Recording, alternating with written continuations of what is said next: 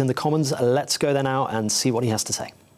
For ministers, what I've done is brought in an independent advisor to me as I'm the upholder, the guarantor of the ministerial code, but what I think I benefit from is independent advice about how to implement it, and that's what Lord Geidt provides. As well as that oversight, you as Prime Minister are bound by the ministerial code, is that right? Of course. Do you sense a slight conflict of interest in that settlement? And might not the independent advisor do well to be invested with the powers of initiation of investigation? Well, that's a very good question. I think there are difficult constitutional issues raised in that, but where we've got to is that Lord Geidt has the ability to suggest to me that something might be worth investigating, or that there's some issue that has been raised under the ministerial code, and I think it's highly unlikely that I would in any circumstances disagree with him, and we proceed on that basis, and I find him an exceptionally valuable source of advice. And to give an example, recently the committee will have noted that the business secretary wrote a letter to the Commissioner for Standards setting out an explanation and an apology for some recent comments, and that was certainly something that was generated in the course of consultation between me and Lord Geidt. And traditionally, breaches of the code have meant resignation or sacking, one or the other. Do you think that's therefore too much of a blunt instrument? And could you update us on any progress that's been made of a gradation of sanctions that might make the ministerial code more applicable? Yes, that's also another important point. The ministerial code is quite quite compendious. It covers a lot of things, and as it was initially constituted, it was basically a hair trigger code, so that one toe cap over any of the red lines, and you were finished. It's the view of Lord Geidt, and I think that it's reasonable that there should be gradations, and that there should be ways in which there should be other sanctions, and a breach of the a small breach, I should say, of the ministerial code should not necessarily lead to resignations. That's his view, as I understand it. Following the Greensill episode, if we might describe it as that, you commissioned Nigel Boardman to review what had happened, and part 2 of that was published recently, admittedly during the middle of the government reshuffle. Have you considered those recommendations, and in particular, do you think that ACABA, in its in strictures of employment restrictions and former ministers, do you think those recommendations should be made legally binding, as Boardman suggests? We're considering the Boardman recommendations, Mr. Ragg, and we will report back to you and to your committee. But in this moment, Prime Minister, what's your thoughts on that? I think your instinctive thoughts. I certainly think that the ACOBA process is invaluable, and it should be incumbent upon anybody leaving public office to follow those rules. Pretty toothless organisation, though. No, the people have to abide by the ACOBA rules, and the Cabinet Office, Simon Case and others are leading work with ACOBA and Eric Pickles to see what improvements can be made, and we'll be reporting back. But with respect, they don't have to follow the recommendations. They can do what they like. They're issued a very polite letter, but they can simply disregard that, and there's quite a few examples of that has happened. So it's a pretty toothless organisation. Do you think, therefore, as part of this work that we're taking forward, it can be strengthened? We do think that there is scope for improving it. What I'm saying to you is, as a result, we haven't yet formed a hard and fast view about how to do that. Thank you, Sir Bernard. When do you think you'll form a view on that matter? We'll be updating later this year. Later this year. Not that there's much time left this year. But later this year. Chris Bryant. Thanks very much, Chairman, and good afternoon, Prime Minister. Can I just check in one of the answers there? You just said that the Business Secretary had written to the Parliamentary Commissioner for Standards apologising. Excellent. As I understand it, you were saying there that Lord Geit had asked him to do so. That's not quite what I said. I said that the process by which the letter was generated was one that involved collaboration between me and Lord Geit and my reliance upon him for his advice. So you told the Business Secretary to apologise? And that's a very important thing. So you told the Business Secretary to apologise? That's a matter between me and the Business Secretary, but if you mean did Lord Geit ask the Business Secretary to apologise, the answer to that is no. But you're not telling us then whether you did or didn't, because some of us might gently suggest to you that we were surprised that the Business Secretary would freelance when he went on the air. One presumed that you'd asked him to go on the air to call for the Parliamentary Commissioner for Standards to resign. No, well, that's obviously not right. No, I didn't do that. And did you know in advance that he was going to do that? No, and just to clear the matter up, since I don't want to leave any ambiguity for the committee, I certainly thought it was appropriate for the Business Secretary to write in the way that he did, and supported him in that. Why is the list of ministerial interests only published twice a year? Because most of every year it's not even an accurate list of ministers, let alone of their interests. Well, the list of ministerial interests is there to be consulted. I think insofar as members also serve as MPs, which of course the ministers also serve as MPs, which of course they do. Their parliamentary interests are there to be consulted and to be updated at very regular very regular intervals. Well, the Commons publishes a rolling register which includes everything every fortnight, and you can see the whole of the House of Commons on a single document. But the government tucks all the details for ministers away in 232 separate documents online. That isn't really transparency, is it? Well, I disagree. The MPs who are ministers, and that's majority of ministers, have to register all their interests in the parliamentary register. Oh no, but they don't, do There's they? the additional register of ministerial interests. Okay, so let me give you an example. If two MPs were sitting next to each other in a box, being wined and dined, guests of some business or industry body, one was a backbench MP and the other was a government minister. The backbench MP would have to register this with the House of Commons within 28 days, but the minister, and would have to give details of the amount that it cost, but the minister wouldn't have to register the amount of money that it cost at all, ever, and the registration would only appear 6 months later. That's just unfair, isn't it? Shouldn't there be one rule for everybody? Well, I think that what you get, I'm sure that most MPs would register their interest in if they've been taken out to dinner, they would register their interest in the register of MPs. So you think ministers should? I think that the system that we have is the one that I inherited, and it seems to work pretty well.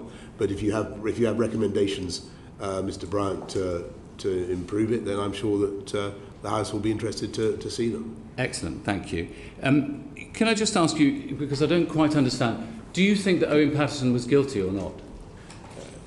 I think it was a very sad case, but I think there's no question that he had fallen foul of the rules on paid advocacy, as far as I could see from the report. I think the question that people wanted to establish was whether or not, given the particularly tragic circumstances, he'd had a fair right to appeal. And he had an appeal. His appeal was heard endlessly, both by the committee. Yes, Mr. Brown, I wish to restate that informing the impression that the former member for North Shropshire had not had a fair process, I may well have been mistaken. But that was certainly the impression that many people seem to have. Theresa May said yesterday that your actions over this case were misplaced, ill-judged, and just plain wrong. Well, I think I've said several times now that I do think it was a mistake to conflate, as we did, those two things. A particularly difficult case. It's not often in our House of Commons when a colleague suffers a family bereavement in the course of an investigation. There was quite a lot of feeling about it, and for that reason, in a spirit of compassion, I thought it might be useful to see whether there was any cross-party support. But you didn't approach cross-party at all, did you?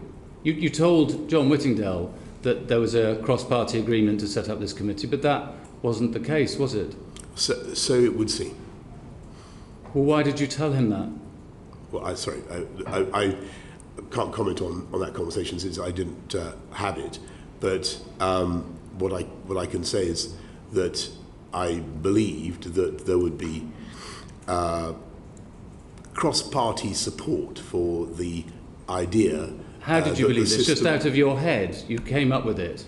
It was put to me that people. By whom? By colleagues, that people would feel, and indeed I was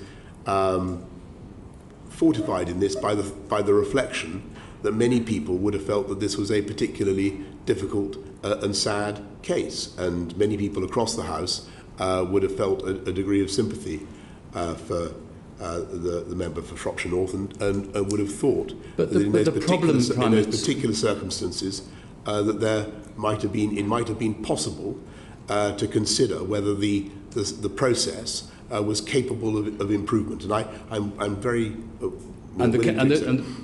I'm very willing to accept that I was mistaken in that belief. The problem is that you say that the country's not corrupt. But what Owen Paterson did was a corrupt practice. It was lobbying ministers and officials on behalf of his paying clients. It's a corrupt practice. I can see and the danger is that you've just tarred up, but by all of this, you've tarred the whole of the House with the same brush, and yourself, haven't you? It was, as I said, if you recall what I said, Mr. Bryant, at the Prime Minister's questions on that Wednesday, I began by saying that paid advocacy and lobbying is against the rules, and anybody who does that should be properly penalised. That was how I began. So the intention genuinely was not to exonerate anybody.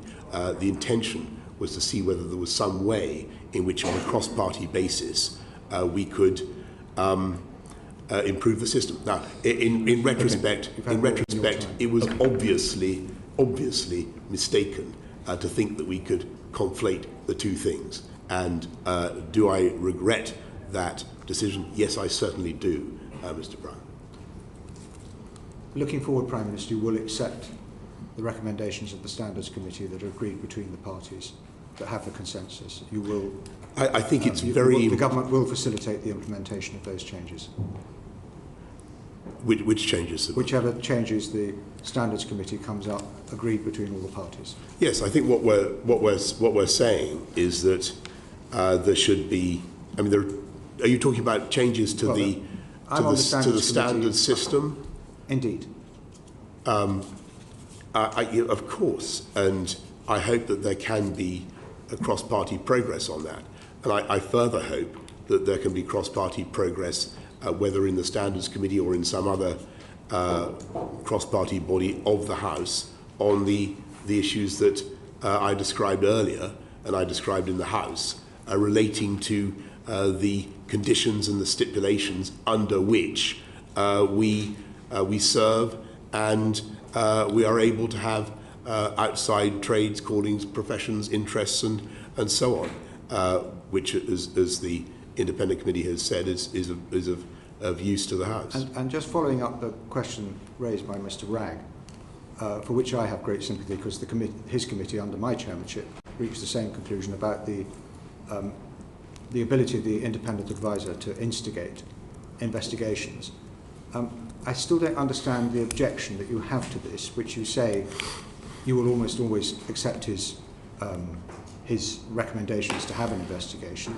Now that you are going to be encouraged to take control of the sanctions and mitigate the sanctions to reflect circumstances. What is the objection to allowing the independent advisor to instigate his own inquiries? I don't understand it. Well, thank you. So what the independent advisor, you mean Lord Geit? Yes. The ministerial advisor. So what Lord Geit can certainly do under the new dispensation that we've agreed is that he can suggest to me at his own initiative. But under what circumstances would you want to veto that? At his own initiative, and something that he thinks bears investigation or needs to be corrected, or where something has gone wrong.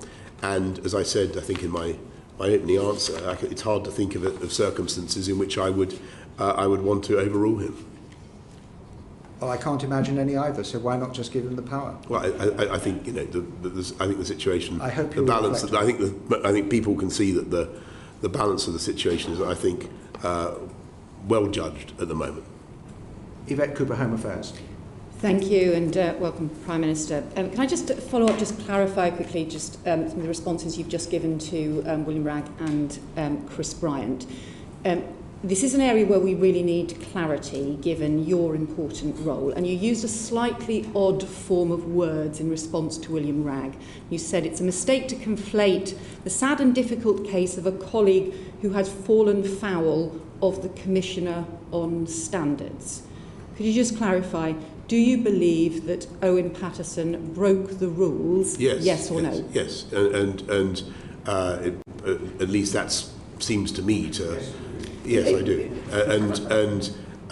What we were, as I said at the beginning of PMQs 2 weeks ago, we did not seek to in any way minimise the importance of that. People who break the rules on paid advocacy must. You are still qualifying it. You're still saying, well, it seems to me. Do you recognise that given your responsibility to uphold the ministerial code, to uphold the rules, to uphold the standards, it's really important that you should not give any impression that when there is an independent report that found on 14 occasions of paid lobbying, that somehow you think that's okay. Can you clarify? You don't think it's okay, and you don't think that what Owen Paterson did was right? Of course I don't, and that was the first thing I said when I began on this subject 2 weeks ago. Okay. And frankly, I think I think it is extraordinary that colleagues sometimes do behave in this way, and it is quite right that the Commissioner is able to investigate and to hold them to account. I think I've always sought to do, and I think the committee will agree that I've accepted that it was a mistake and that it was my mistake. All we wanted to do was to see whether, in view of the particular and frankly tragic circumstances of the case, there was any scope for cross-party agreement on an appeals process. That was all we were trying to do. And given that you have said that you did ask the Business Secretary to apologise, the Cabinet Office Secretary has also apologised, would you express your own regret for not having said 3 weeks ago that Owen Paterson broke the rules, which would have provided clarity about the standards that you expect to be upheld? Yeah, I began 2 weeks ago, I think it was, by saying that those who broke the rules should pay a price. No, the issue is whether you should have said 3 weeks ago. Yes, in retrospect. Yes, Thank you. Yes, in retrospect, it might have helped a bit if I'd said that I believe that Owen had broken the rules as far as I could see. You see, as far as I could see, you have an independent process that has looked into this. Every time you say, as far as I could see, well, it seems to me, and you try and qualify it, you are undermining an independent system that we need to work. Yes, all of us need this to work. We need you to have some integrity. We need you to be able to uphold the standards. Yes, but then let me repeat. It was clear to me that he'd broken the rules. He'd fallen foul of the rules that we have in Parliament. And I made clear at the outset of my statement, my first answer in PMQs, that for me that's something that deserves punishment. My question was, in all humility, given the particular circumstances of the case, whether there was any cross-party support for improvement to the system. That was what we were trying to achieve. I can now see that was a mistake. I also think it was a mistake not to go ahead with the 2018 report of the Independent Committee on Standards in Public Life, and I think the House should have implemented those conclusions as well. And do you also accept that the problem is that with all the prevaricating, with all of the attempting to still be defensive about the things that actually everybody accepts that you got wrong, that whether it is I'm not remotely prevaricating. It sounds a lot like prevarication, whether it is, there's a whole series of things that creates an impression that is very unfortunate and is very damaging to public life, whether it is not wearing a mask in a Hexham hospital, whether it is the initially defending colleagues who have broken the rules in a series of different cases. Do you accept that you have a responsibility to go above and beyond, yes, of course, to go further than everybody should expect, I do. and to actually establish much higher standards? I do. And look, thank you, Eva and Ms. Cooper. And yes, I think it was a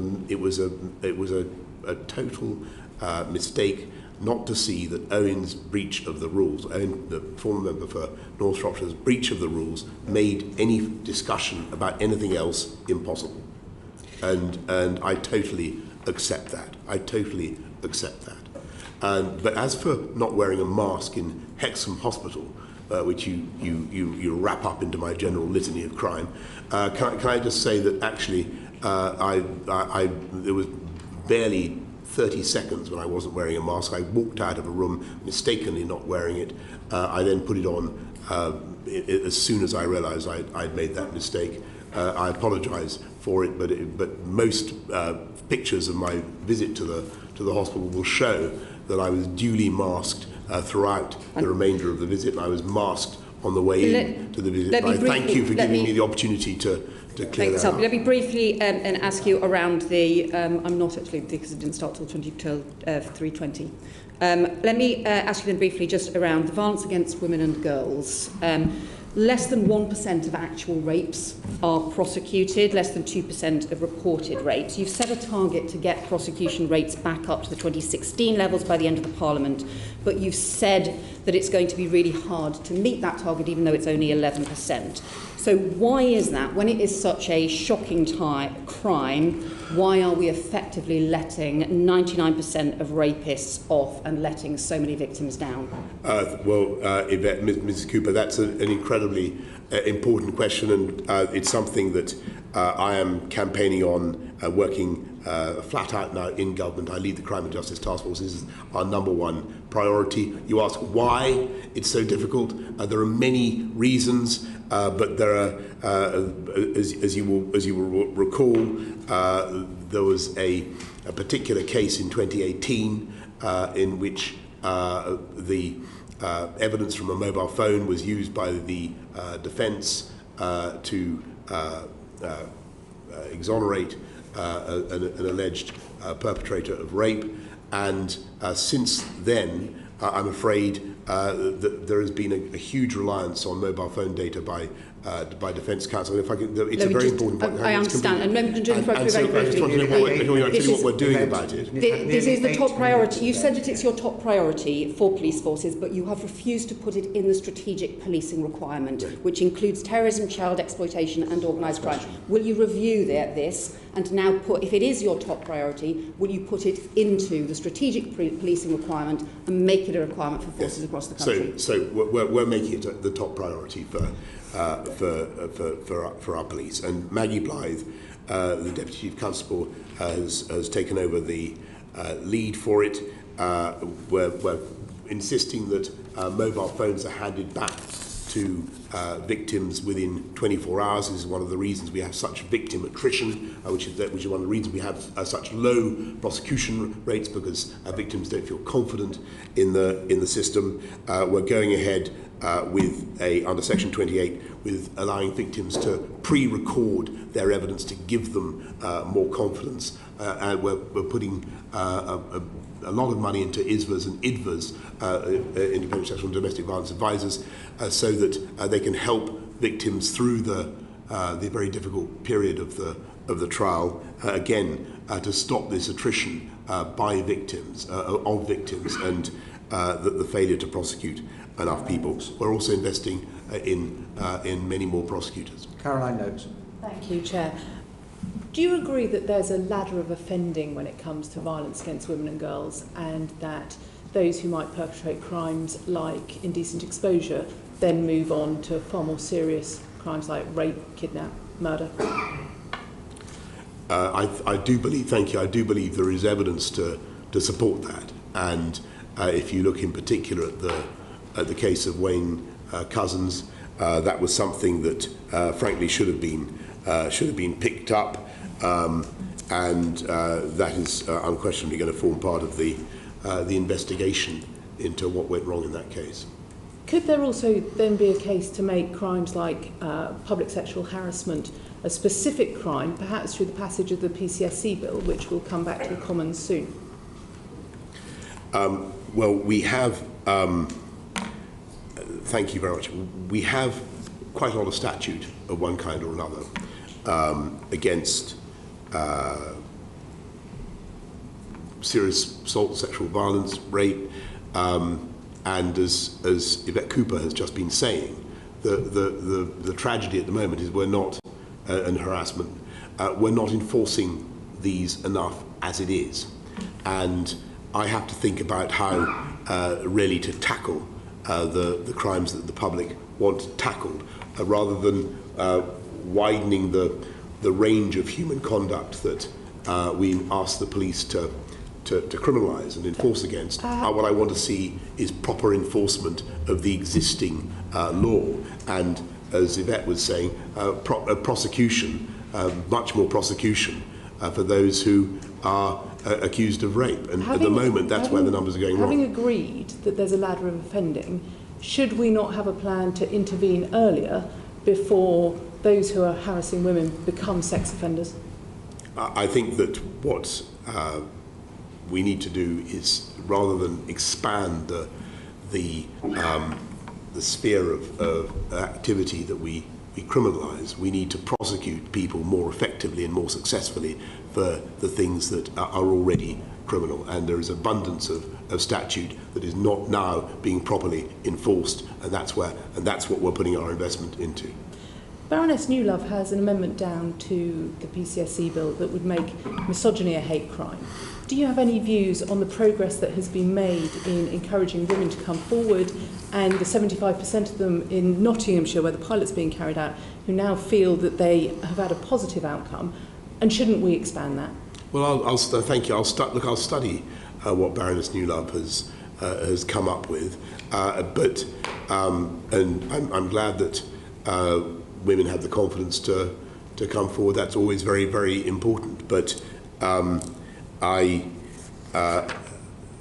think the best way forward, the best way to tackle misogyny and to give women confidence, is to deal with the abundance of courses of conduct that are already illegal and that we are not doing enough to tackle, that we're not prosecuting enough, in particular rape. And that's why we want to double prosecutions for rape, but we are now seeing a small increase. You're right to focus on the efforts that are going in to increase rape prosecutions, but one of the real challenges is the way women don't feel confident to come forward and report incidents. Isn't it fair to say that if public sexual harassment was a specific crime that they could point at, that the police could point at, and indeed that the Crown Prosecution Service could point out, you actually might see women with more confidence to come forward? I think that all women should have the confidence to come forward and denounce the harassment or crime against them that they have experienced, and there are proper procedures for for those claims and those complaints to be investigated. One of the cultures underpinning male violence against women is the easy access to extreme, violent, degrading pornography. Can we have any confidence that the online harms legislation that you've said we're going to get to vote on before Christmas will do anything to address that? We know that people like Wayne Couzens access that sort of pornography. Should we be doing something to stop people like him from getting access to it? I think that's an incredibly important point, because I do think that it is. You look at the evidence of people like Wayne Couzens, not just him, but also, I'm afraid, terrorist offenders, many others. It is clear that people are coarsened and degraded by this stuff, and we will see what we can do. The technological difficulties are quite extreme, but it's up to the online giants to make sure that they don't have this stuff on their systems, and we will take the steps necessary to hold them to account, and that is what the Online Harms Bill is designed to do. So we can have confidence that there will be legislation that forces the massive online giants to do that? I think it's time the online giants realised that they cannot simply think of themselves as neutral pieces of infrastructure. They are publishers, and they have responsibility for what appears on their systems. And the Online Harms Bill is designed to give effect to that distinction. One final question quickly, Bernard. If there is a challenge around the culture that underpins male violence against women, should we start addressing that in schools, and should we look to be making consent classes compulsory? I think that kids nowadays are given much better and more balanced instruction about these questions than was the case even 10 years ago, never mind 20, 30 years ago. But there is a way to go, and it's certainly something that I'm willing to look at. Thank you.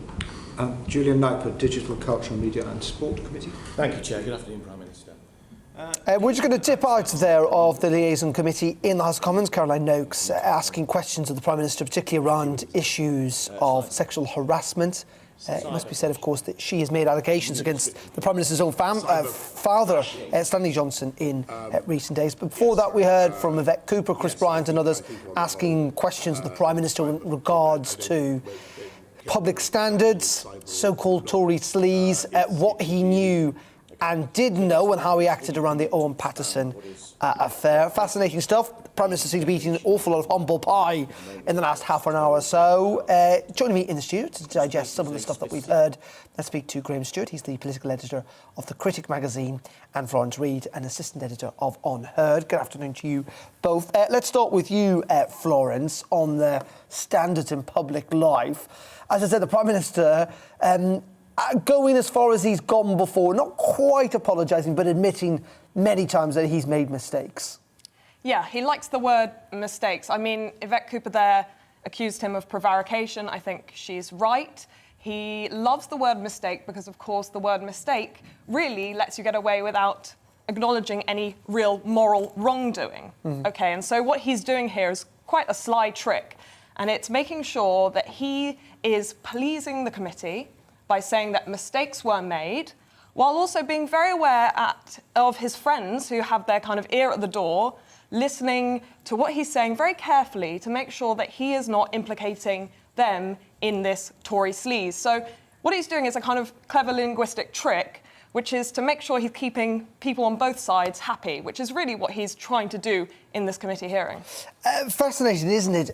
As far as saying, no apology, but accepting kind of very clearly to a degree that Owen Paterson had done some wrong. They had broken the rules because he hadn't necessarily been terribly clear about that in the past. But at the same time, almost giving the impression that he was entirely unaware of what the report said in the first place. You got the impression, listening to this, that the Prime Minister possibly hadn't even read the report. Yeah, the questioning from Chris Bryant, I thought, was particularly telling. Chris Bryant really had the Prime Minister on the ropes a few times on the detail. Boris Johnson is often vague. He would like to position himself as a big picture thinker. The glory of being a big picture thinker is you don't have an eye on detail. And Boris was on big picture mode today. Very interesting, though, that he was pressed and did concede that Owen Paterson was guilty, as it were, in terms of falling below the standards expected of him. I thought Yvette Cooper maybe went almost too far, actually. She was saying, well, you know, you're saying, you know, that your understanding was that he was guilty. Well, only if you ask him for his understanding, he'll give you his understanding. It's for the Standards Commission to give their adjudication. And it was interesting also that answer to Yvette Cooper about whether there was a cross-party consensus, of course, on changing the rules. John Whittingdale thought there was. He didn't quite mention them by name, but there's a reference, I think, there to Jacob Rees-Mogg and Mark Spencer, that they'd given the impression that the other political parties were open to this when they clearly were not. Yes, it's not been a good fortnight, particularly for Mark Spencer, actually. I think there's long been questions, really, about how well plugged in he is, not just on the government benches and with his backbenchers, but also more broadly as well.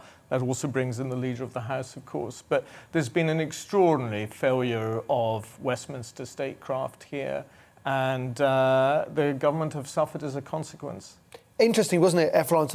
Actually, lots of Conservative backbenchers who stayed away from Prime Minister's question time today. I think it's fair to say it wasn't the Prime Minister's best performance. But in the end, you know, is this a seminal moment for the government? I mean, will we be looking back on this in a year's time thinking, oh, that was the moment when things really shifted, or we might well just forget about it? We might. I mean, the polls are suggesting that people have turned against Boris Johnson in the last week. It's quite obvious why. The headlines have not been favourable to him. But time will tell how this will play out for him. I think the reversals and reversals on reversals over the last 2 weeks have really seen a downturn in kind of public opinion, because it's obvious why. People are annoyed. They're being taken for mugs. You know, Boris Johnson seems to think that the public are too stupid to notice that he has gone back on practically everything he has said over the last few weeks, and he has whipped up his party into a frenzy to first defend and then roll back on these changes to the standards. People realise that the standards practices for MPs are there for a reason, and they know that the treatment of those standards as throwaway, pointless, and not worthy of respect, it flies in the face of the idea that MPs ought to be people who hold themselves to moral standards. We look at MPs like Boris Johnson, and what we see is someone who really disregards an idea of their office as sacred, yes? So we are looking at someone who actually doesn't seem to give two tosses about the standard practices that we should be upholding in our government. And that really does annoy people, and I'm not surprised why. Let me put it another way, though, Graham, maybe a little kinder to the Prime Minister in some regards, in that maybe it's not necessarily malicious, but you talked about how the Prime Minister's kind of big picture, not detail, unlike his predecessor, of course, Theresa May, who in many ways was all detail and not big picture. And that was a failing of hers, because it meant that, you know, she kind of struggled with selling kind of any form of political Brexit deal. But this is a failing of this Prime Minister, is that actually he's been caught out by not really knowing the detail and then allowing that to feed into the big picture. He's been caught out not by knowing the detail, but I think there's something worse that's gone on. As far as the public are concerned, the news that MPs have second jobs is almost baked in, and they particularly expect Conservative MPs to be having other incomes as well. So that's not come as a huge surprise to a lot of the public. But the public really don't like the incompetence which has been displayed over the last fortnight. The flip-flopping has been on a remarkable scale. Nothing really the Prime Minister comes up now in a rebaked version of what the 2018 Standards Committee were proposing is really going to fly now, because it's just seen as a reversal of where he was a few days ago. There's an insincerity there, and people can spot that. OK, great. Marvellous. Thank you very much indeed for your thoughts. Graham Stewart there, the political editor of The Critic, and Florence Reid from On the Hood. Thank you very much indeed for joining us. Let's now dip back into that committee in the Commons. Prime Minister still speaking. I think he's been asked questions about Bernard Jenkins around the EU, I think. Based on their sex, such as changing rooms, hospital wards, prisons and so on, which they feel are under threat. Yes, so thank you, Sir Bernard. It's appalling to see crimes of violence against women. That's why I said in my answer to Yvette that it was our number one priority. What we're trying to do is all sorts of measures, from the Stalking Protection Order, the Domestic Abuse Act, the steps we're trying to take to increase prosecutions for rape. We're doing all that, and I'm not going to pretend that this is making the progress as that I would like. It's not going as fast as I would want, but it is an absolute priority for the government.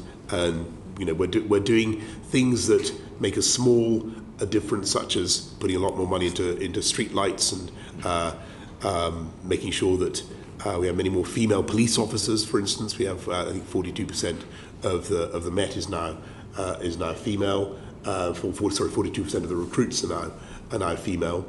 So we're changing the culture, but we will not rest until women have confidence in the system, confidence in the streets, and confidence that they will get justice when they're attacked. And you've been clear in a message to the Joint Committee looking at the Online Safety Bill that you would like them to include extreme violent pornography as an online harm, and we need to protect our children from that. I do think that, yes. Thank you. I do think I do. So can we move on to, we're miles behind, of course, Bob Neal.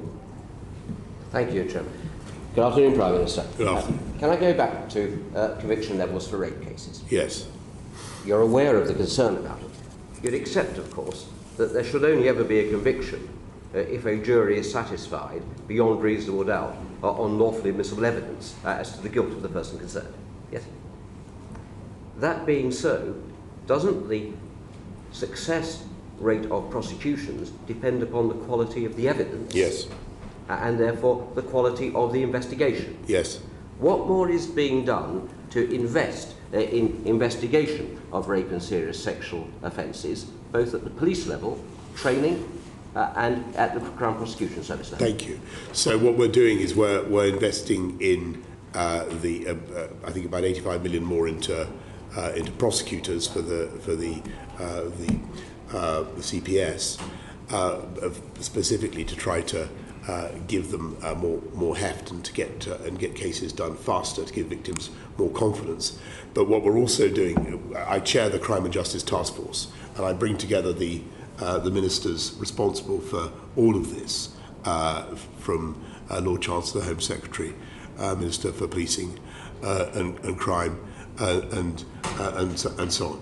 And what needs to happen is that the CPS, the prosecutors, and the police need to work absolutely hand in glove from the outset, rather than constantly passing the buck between each other about who has failed to assemble the requisite evidence, and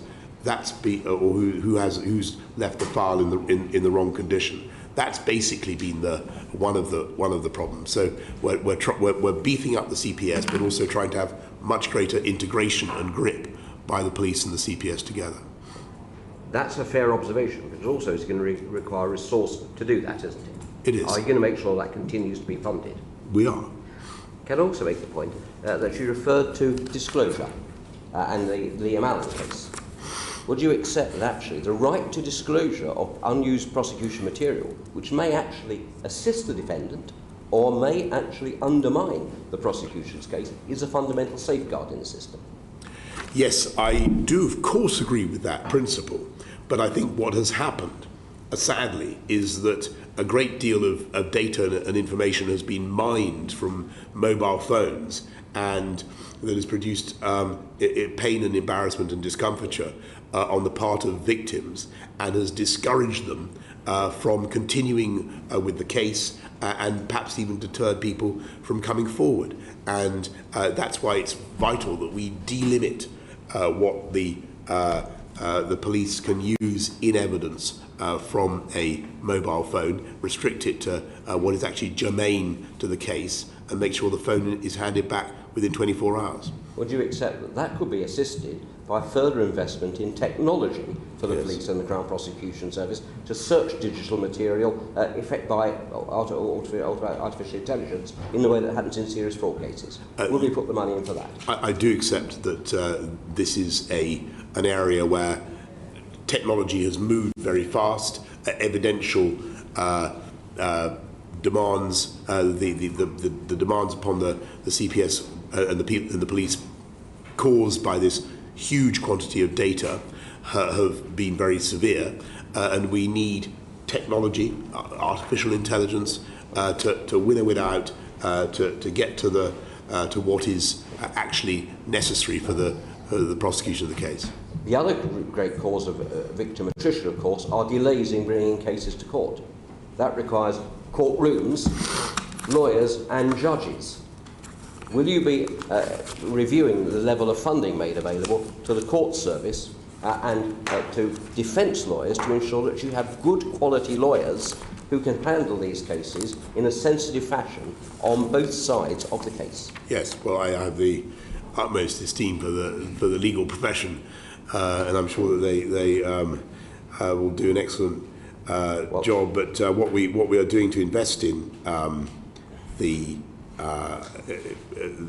in speeding this up is we've got to try to clear backlogs in courts, as you know, and so we're funding 32 more Crown Nightingale courtrooms until the end of March.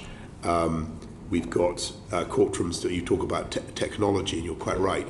We are equipping courtrooms with cloud video platforms, enabling more than 13,000 cases to be heard virtually every week, and we've removed the limit on the numbers of days the Crown Courts can sit, and so forth. We've got a new super courtroom in Manchester, and we're working flat out to bust the backlog. Certainly, people are working flat out, and I know the judiciary and lawyers are. But are you also aware, however, that on a number of occasions recently, serious cases have had to be taken out of the list because lawyers were not available, either to prosecute or defend them, or because judges are not available? And that is because experienced lawyers are leaving the profession because of the low levels of pay. You have the chance to put that right with Sir Christopher Bellamy's review. Will you commit to funding the results of the Bellamy review into criminal legal aid? I will certainly study the review into legal aid with great care and great interest. When we certainly believe that the criminal justice system needs proper funding. We've provided 150 million this year for victims and witness support services, getting back to the earlier points I was making, and the spending review gives another £500 million to the criminal justice system to help recover from the pandemic. Thank you. And one final thing, another cause of delay is the length of time under which suspects are released under investigation rather than being bailed. That can last for many months and even years. The policing minister committed in Westminster Hall to reform of that. When are we going to see legislation to reform our RUI and go back to the previous system where you had time limits on bail brought forward? I'm certainly very attracted to setting benchmarks, scorecards for the whole system, and that should include, in my view, timing, that should include deadlines. I think that justice delayed is justice denied, and it's also justice delayed is wildly more expensive. It does require private legislation to try. I'm aware of that. Are you? I'm aware of that. Will that be brought forward? We're discussing it right now. Thank you very much, Chairman of the Justice Committee. We're now going to move on to the outcome of COP26 and its implementation. And we start with Business, Energy, Innovation and Skills Committee Chair, Darren Jones. Thank you, Sir Bernard. Prime Minister, following COP26, will our climate change commitments become firm red lines in all future trade deals? Forgive me. Sorry, Darren. Our climate change commitments. Will they become firm red lines Yes. in future trade deals? They are commitments that we will certainly be keeping, and we lead the world. One of the reasons we were able to make, I think, a big positive impact at COP26 was because we stick to these commitments, and we've made significant reductions in CO2. So what we say to our friends and partners is that these matter to us. So when it comes to, for instance, Australia. On the Australia trade deal, Prime Minister, I asked you on Monday and you didn't answer the question.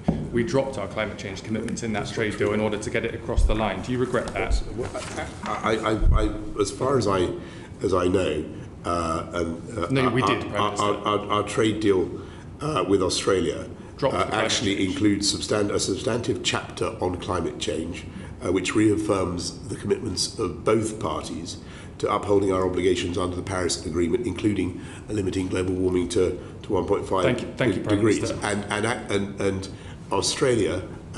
So I must humbly correct you there. No.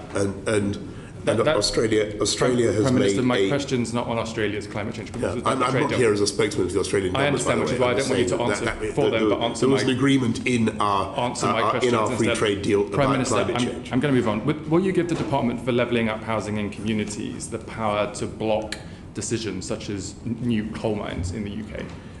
These are matters that are already for the relevant planning authority. I'm asking if after COP26 you'll give new powers to the department to block these things. I think that these are already matters for the relevant planning authority. So nothing will change? And I think that what people can see is that this government leads the world in moving away from coal, and actually what you got at COP26 was quite a remarkable and historic event, as Greenpeace themselves. Thank you, Prime Minister. The reason I asked the question is because we're moving beyond coal. We're not blocking a new coal mine in the UK, albeit for the steel industry. But instead of helping the steel industry move away from coal, we're facilitating a new coal mine. And it was cited at COP26 that undermined what we were trying to deliver at COP26, when there was progress, but not sufficient progress on coal. Do you not think our actions undermined our ambitions? No, I think on the contrary. I think what happened was that our actions convinced the world that it could be done. And what we had in the United Kingdom was an incredible exemplar of a country that used to be 80% dependent on coal for our electricity 50 years ago, is now less than 1% dependent, or 1 or 2% dependent on coal, and will go to zero. And we're going to zero carbon in our whole power generation system. It's a quite astonishing thing. Thank you, Prime Minister. People could see that, and that was the most powerful Prime Minister, argument that we had. We're short on time, so I just need to stick to my questions, if that's okay. The next question is on climate aid. It's been suggested that in order to meet our climate aid commitments at COP26, the Foreign Office will need to spend on average £2.3 billion a year, which is an increase of 140% based on previous figures on climate aid. That was not in the budget from the Chancellor recently. When will the Chancellor update the House on our increased climate aid commitments? Darren, Mr. Jones, I don't recognise your figures. The ones I have in my head are that we've committed to another 11.6 billion pounds of climate aid, or aid to developing countries to go green. We further said that when we go back to 0.7, which the Chancellor's budget predicts we will go back to by 24-25, we'll have a further £1 billion. So that's a £12.6 billion commitment from the UK around the world. That's an astonishing sum of money, and I think most people in this country think that they should. I think are amazed that we're making such a contribution, and we're doing it because we know it's the right thing to do. Thank you, Prime Minister. Maybe we can confirm the figures in writing afterwards. It's been reported that you're minded to split up the Business, Energy and Industrial Strategy Department to give the COP President Alex Sharma his own Energy and Climate Change Department. When I asked the Business Secretary about this yesterday, he disagreed. What's happening? We have no such plans, and I think that it's one of the great things about COP26 was that we brought business That's fine. If there's no such plan, together. that answers my question. Thank you. My last question for you, Prime Minister, is about my committee's inquiry into the mine workers' pension scheme. We called for 100% of the profits from that pension scheme to go to the pensioners instead of the government pocketing 50% of the surplus as it has done historically. And during the 2019 general election in Mansfield, you said, and I'm quoting here, "I want to tell the Mansfield chap categorically that we will make sure that no Mansfield miner or any other miner signed up to the mine workers' pension scheme is out of pocket. We will make sure that all their cash is fully protected and returned. I've looked into it and we will ensure that's done." But Prime Minister, you rejected my committee's proposals to return those profits to the pensioners. I'm not sure why you said to those voters why you had looked into it and why you would return all their cash when since your government has clearly not done either. Did you mislead those voters in 2019? Well, I can tell you, Mr. Jones, that I certainly didn't wish to give those voters any false impression. But you said specifically that you had looked into it and you would ensure that it would be done, and you said it was categorical that was the case. It suggests that there was some thought behind it. You hadn't just mistakenly misled voters. No? Well, I will have to get back to you on my quotation in the Mansfield chap, and I will write to you as soon as I can. Thank you. Thank you, Prime Minister, for that. We will expect that. So moving on to Philip Dunn, Chairman of the Environment Audit Committee. Thank you, Mr. Berman.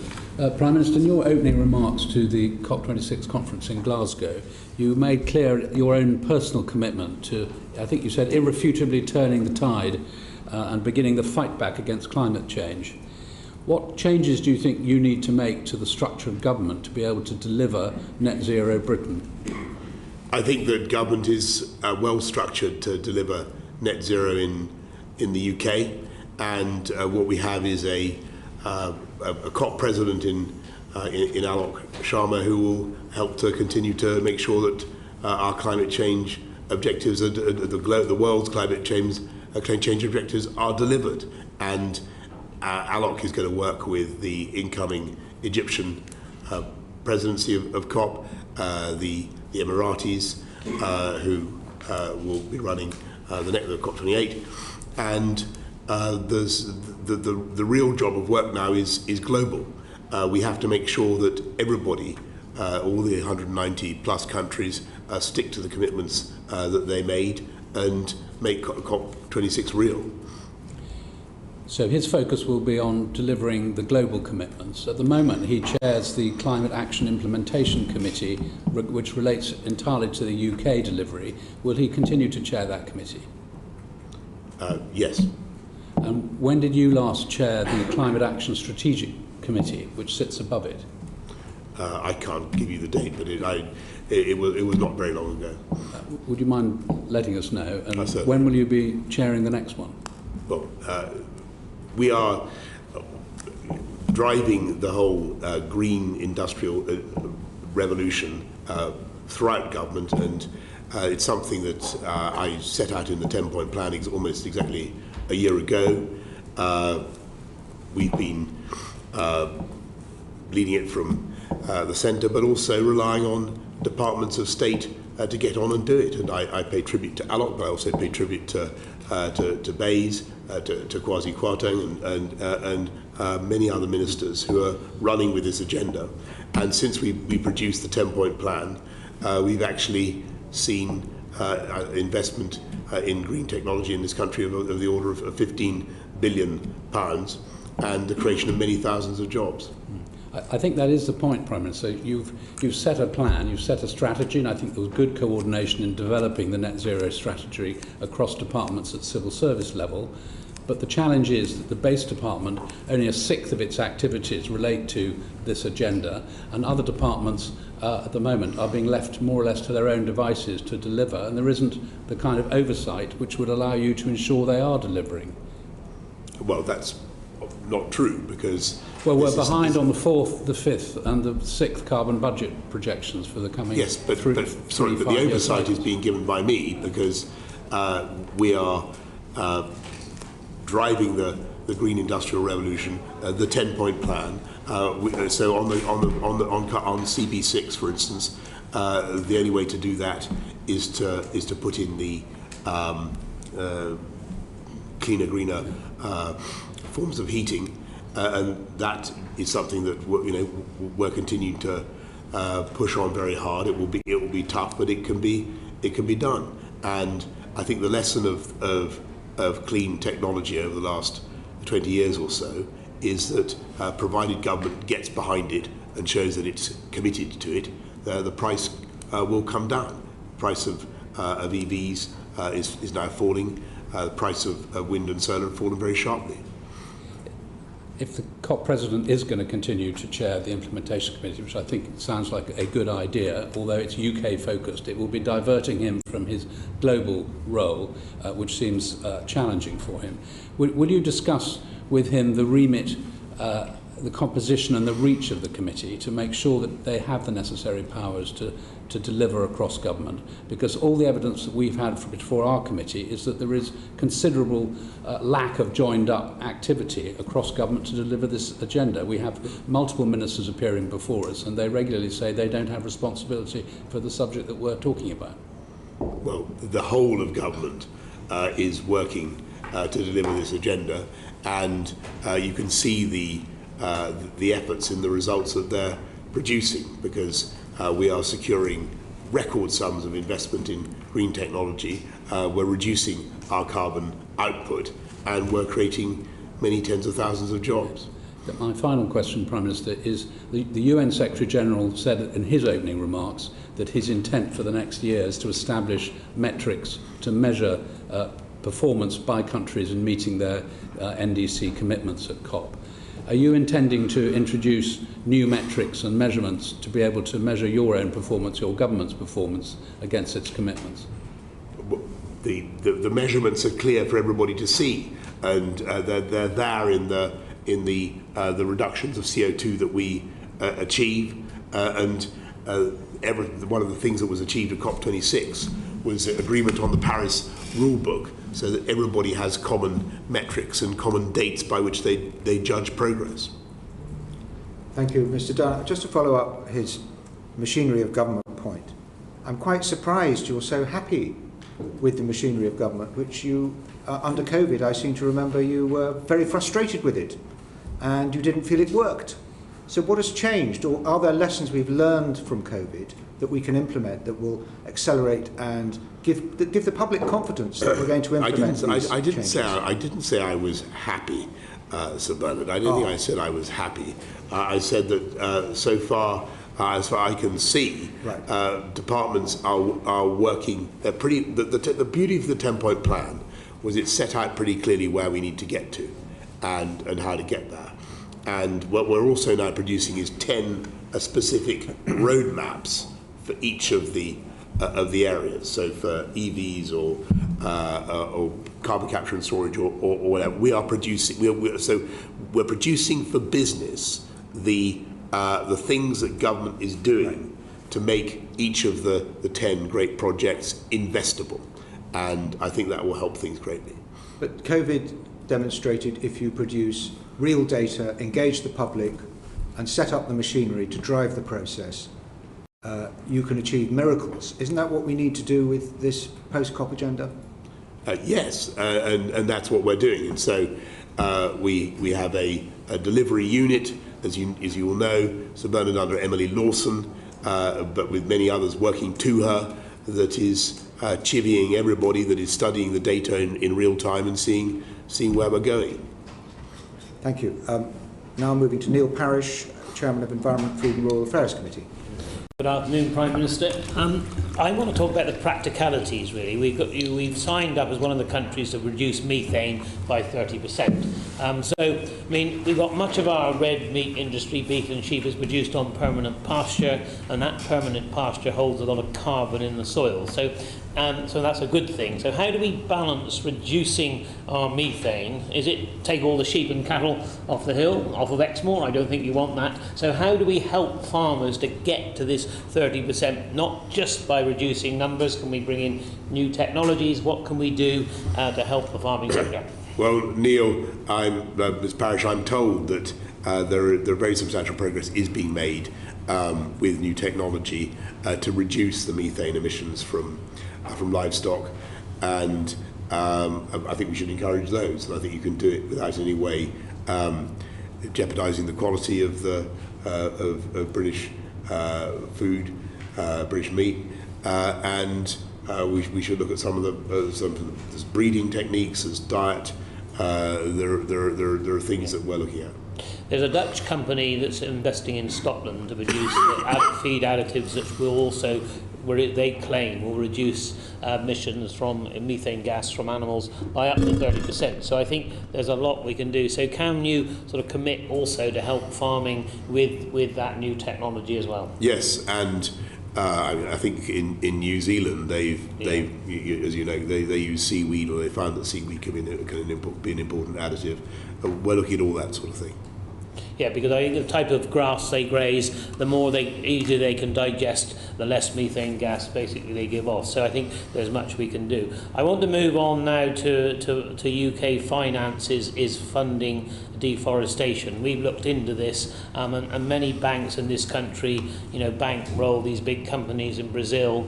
Brazil has cut down, the equivalent of twice the size of Devon rainforests in the last year alone. So can we do more to strengthen our legislation to stop British financial institutions funding deforestation? Yes, but that's what they all agreed. I think about 40 of them at COP. Barclays, Aviva, loads of them. Schroders, I can't remember, a big long list. And what that means is that their account holders, their shareholders, and their customers will hold them to account if they continue to finance deforestation. And so that, the agreement at COP to halt and reverse deforestation for 90% of the world's forests, that's underpinned now by agreement from financial institutions not to fund it, and also agreement from some of the big companies, grain companies and others, Cargill and so forth, not to use product that comes from deforested land. That's right, because again in Brazil the savanna is being ploughed up to grow soya beans, so all of this is actually still coming in. So I think it's very laudable what's gone on at COP, but I think, Prime Minister, what we need to do is make sure it does affect what we buy, and that we don't actually stop our agricultural production in this country and import from deforested land. I hope we're determined to make sure that doesn't happen. Of course, Mr. Parish, but there is no power greater than the power of the consumer. And that is what will make the difference. And people will, in the end, people will make choices about the firms whose food they buy based on where it comes from. And large numbers of companies at COP signed up not to. And that also, Prime Minister, needs to be recognised in our trade deals, does it not? Well, I certainly think that you can make a lot of progress in these areas on trade deals, and all the countries concerned that we're doing trade deals with, as you know, signed up, I think, to the compact on forests. Right, provided that we're not importing that food that's from deforestation. Finally, just on plastics. I mean, we are, plastics are predicted to being a bigger carbon emitter than coal, and I think you are dedicated, like I am, to actually reduce the amount of plastic used. The trouble is, a lot of the government efforts at the moment are about tackling plastic waste and recycling. Now, that may be laudable, but in the end, if we could actually reduce the amount of plastic we use in the first place, I think would be a much better. So what initiatives do you see? Do you tax sort of the original plastics when we make the plastic in the first place? Because you've got to have a method of actually reducing the amount of plastics we see being used. Yes, you're completely right that the answer is not recycling, and as you know, we're bringing forward measures to stop the export of plastic waste to developing countries, as we said we would in the manifesto, which I think is right. But you've also got to stop the needless domestic consumption of production of plastic stuff. So that's why the charging for bags in supermarkets has led to a 95% fall in bag use, we're banning, I think, stirrers and so on and so forth. We just need to get the deposit return schemes things going. They've all been delayed. So, can you give us assurance that, whether it be bottles or what it may be, that we actually get that also up and running? Yeah, but what we also need to do is recognise that the best answer is reduce. Reduce comes before reuse or recycle. Yeah. Reduce. And there are alternatives to plastics. So we look forward to new government initiatives. I think it's seaweed again. I think it's seaweed maybe one of the key. Seaweed seems to be the answer for everything, but it's not just seaweed. There's plenty of alternatives. Can we move on? Sarah Champion, Chairman of the International Development Committee. Thank you, Chair. Prime Minister, can I just take you back to an answer you gave to an earlier question about relationship education? It should have been mandatory in all primary schools in September 2020. But that's not happened. Could I ask you to intervene and make sure it is mandatory, because it's the key to preventing child abuse and violence against women and girls? Let me look into it. I'm afraid it's something that hasn't really been brought to my attention before. I will lok into it. As far as I can remember, hasn't been brought to my attention before. I will look into it. Thank you. Can I turn to Afghanistan? Yes. I'm sure you'll agree with me. It's looking like hell on earth over there at the moment. You've got the drought, you've got the flooding, you've got the conflicts, you've got millions of displaced people, the infrastructure collapsing, and more than half the country facing starvation over what's going to be a very harsh winter. I really welcome the fact that we're committing to put in more aid, but I wonder if you could speak on how you actually see that being delivered and when you see that being delivered. Well, we're making sure that we've doubled aid to 286 million, as you know, pounds. We're working as fast as we can to ensure it gets